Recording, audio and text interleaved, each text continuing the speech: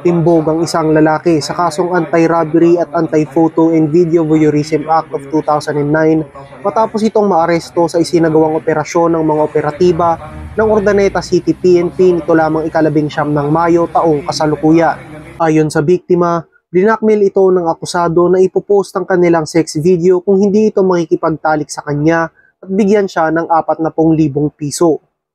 Dahil dito, nagtungo ang biktima sa Urdaneta City PNP upang i-report ang pangbablackmail at matapos makumpirma, agad namang nagsagawa ang mga operatiba ng entrapment operation kung saan matagumpay na nahuli ang akusado. Samantala, nangangako naman ang Urdaneta City PNP na patuloy nilang gagampanan ang kanilang tungkulin nang sa gayon ay manatiling ligtas at malayo sa kapahamakan ng mamamayan tungo sa bagong Pilipinas. Mula dito sa Ilocos Region, ako ang inyong PNN Correspondent Patrolman Viljon Kumilang, alagad ng batas, tagataguyod ng Balitang Pulis.